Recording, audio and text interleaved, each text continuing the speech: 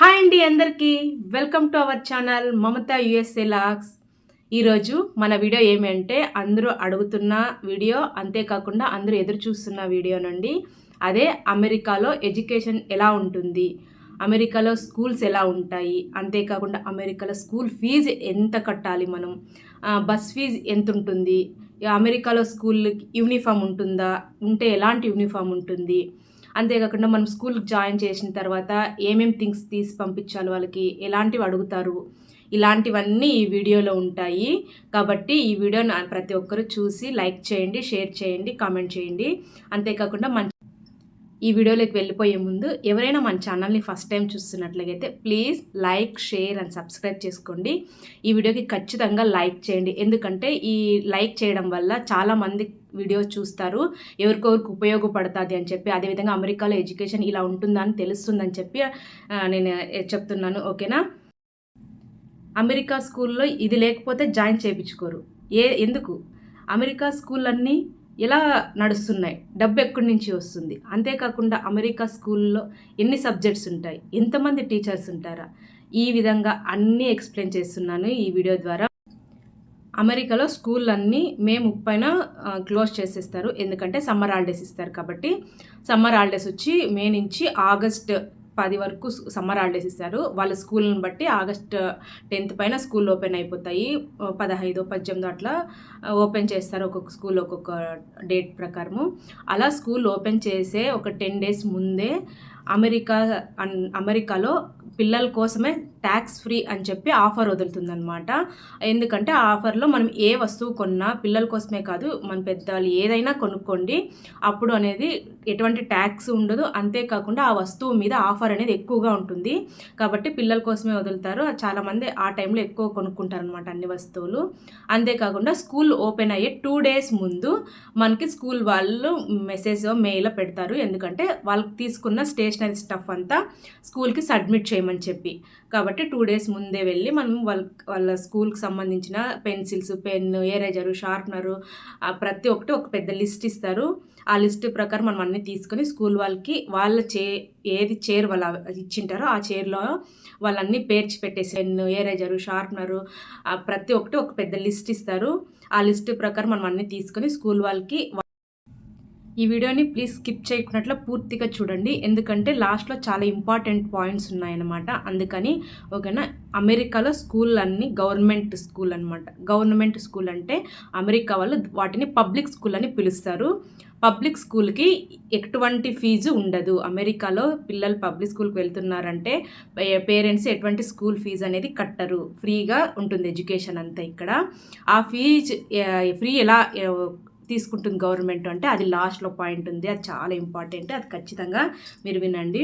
అంతేకాకుండా private school ఉండవా అంటే ప్రైవేట్ స్కూల్ కూడా ఉన్నాయి అమెరికాలో. బట్ ప్రైవేట్ స్కూల్కి వేయాలి అంటే కొంచెం బాగా రిచ్ పర్సన్ అయినా ఉండాలి, లేదంటే వాళ్ళ పేరెంట్స్ ఇద్దరు వర్కింగ్ అయింటే వేస్తారు. ఎందుకంటే ప్రైవేట్ స్కూల్ ఫీజు అనేది చాలా హై ఉంటుంది, అక్కడ ఎడ్యుకేషన్ కూడా చాలా బాగుంటుంది ఈ పబ్లిక్ స్కూల్తో పోలిస్తే.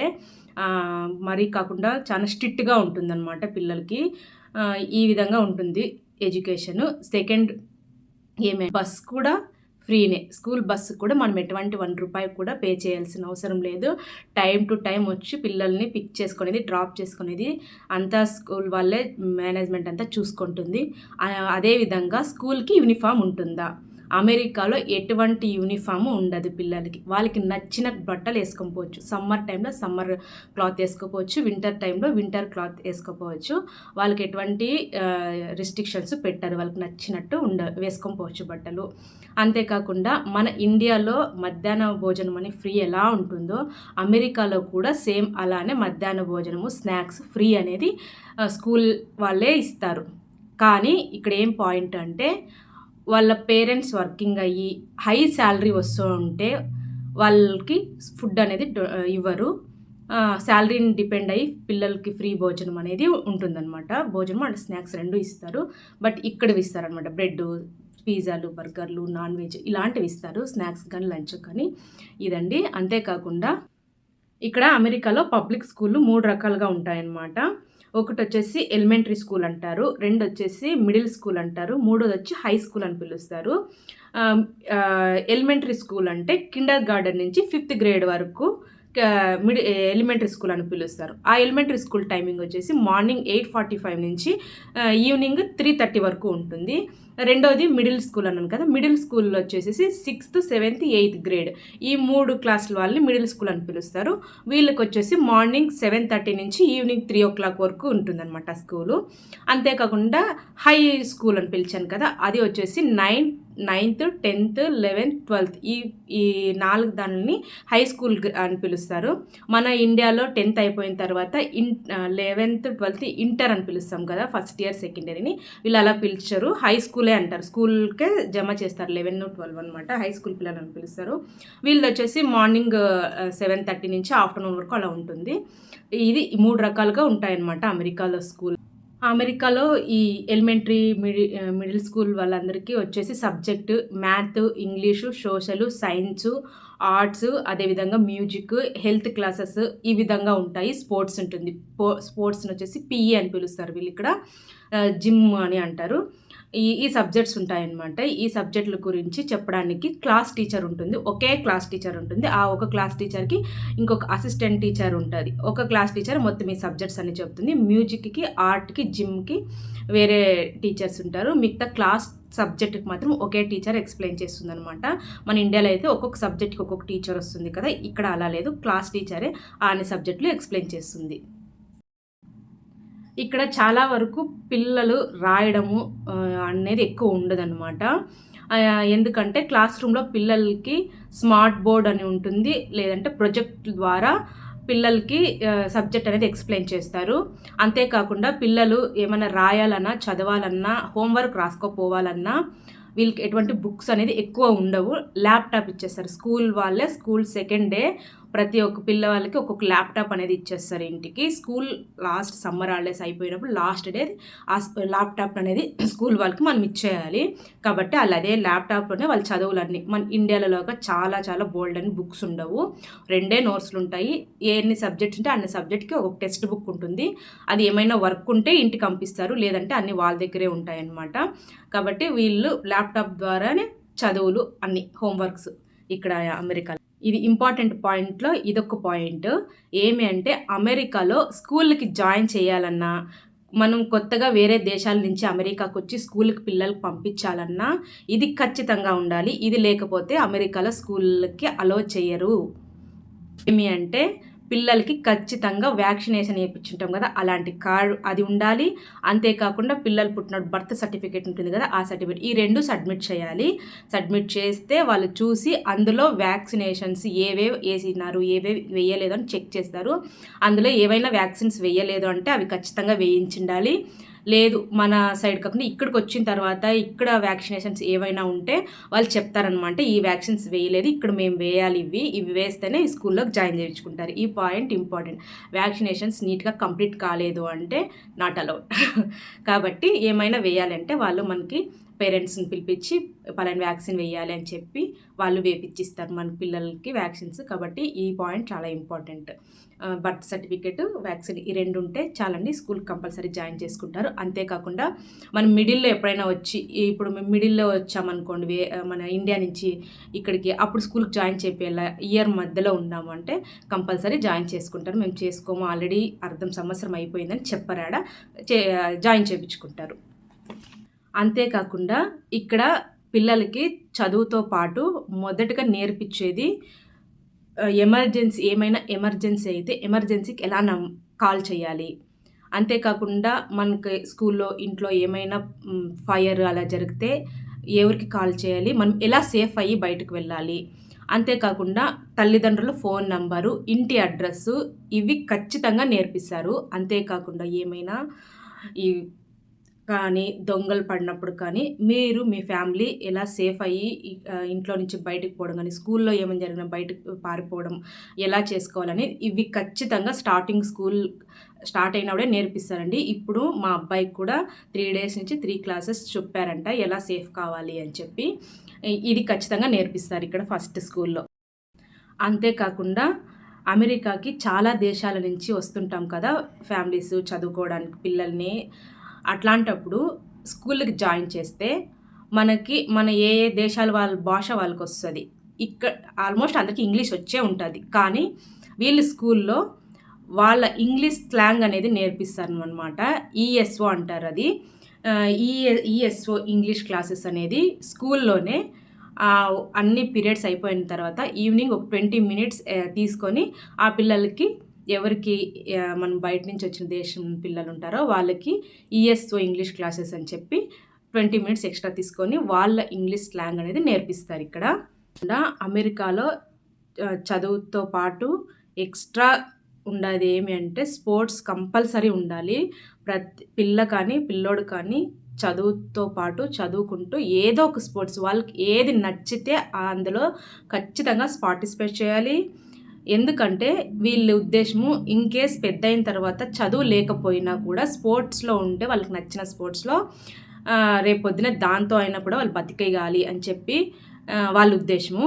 ఇప్పుడు మనం ఈ సంవత్సరం సెకండ్ గ్రేడ్ థర్డ్ గ్రేడ్ ఏదో క్లాస్ చదువుతున్నారు ఎవరో ఒకరు, వాళ్ళు సబ్జెక్ట్స్ అన్నీ పాస్ అయి ఉంటారు. కానీ ఏ స్పోర్ట్స్లో లేకపోయినా స్పోర్ట్స్లో ఏదైనా ఫెయిల్యూర్ అయినా కూడా ఆ సంవత్సరం వాళ్ళకి నెక్స్ట్ క్లాస్కి పంపించరు. ఆ గేమ్స్లో మళ్ళీ వాళ్ళు గెట్టిన్ అయ్యి నీట్గా నేర్చుకున్న తర్వాతే ముందుకు పంపిస్తారు అనమాట.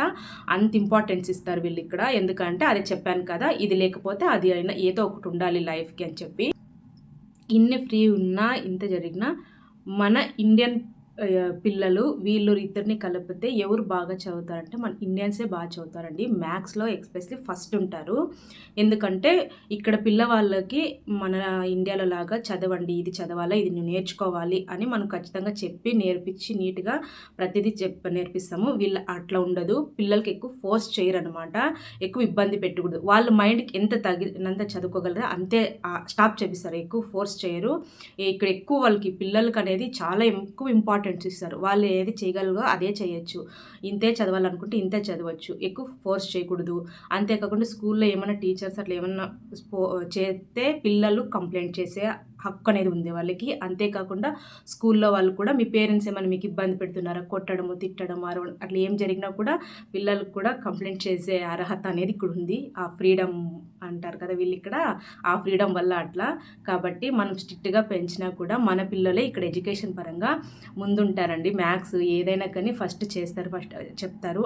మన ఇండియాలో సెకండ్ గ్రేడ్ థర్డ్ గ్రేడ్కి అలా వచ్చేటప్పటికి టేబుల్స్ అన్నీ చెప్పగలరు, ఓన్గా చదవగలరు, రాయగలరు, ఏ చెప్పినా చేస్తారు.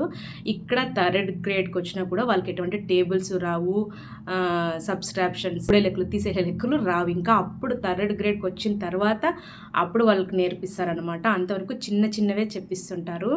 మన వాళ్ళు మ్యాథ్స్లో బాగుంటారండి ఇక్కడ. అమెరికా స్కూల్లో మా పిక్నిక్లు ఇట్లా ఏమైనా ట్రిప్లు పంపిస్తుంటారు కదా పిల్లలకి. అట్లాంటప్పుడు స్కూల్ బస్ వెళ్ళేటప్పుడు ఖచ్చితంగా 2 పోలీసెస్ వ్యాన్లు అనేది వెళ్తాయి. ఒకటి ముందు వెళ్తుంది, మిడిల్లో బస్సు ఉంటుంది, బ్యాక్ సైడ్ ఇంకొక కారు సేఫ్టీగా సేఫ్టీగా తీసుకొస్తారు. సెక్యూరిటీ పరంగా చాలా స్ట్రిక్ట్గా తీసుకొని వస్తారు. అటు ఏమి ఇబ్బంది లేకుండా. ఇంత చెప్పాను కదా అమెరికా ఎడ్యుకేషన్ గురించి, ఫ్రీ ఫ్రీ ఫ్రీ అని చెప్పి.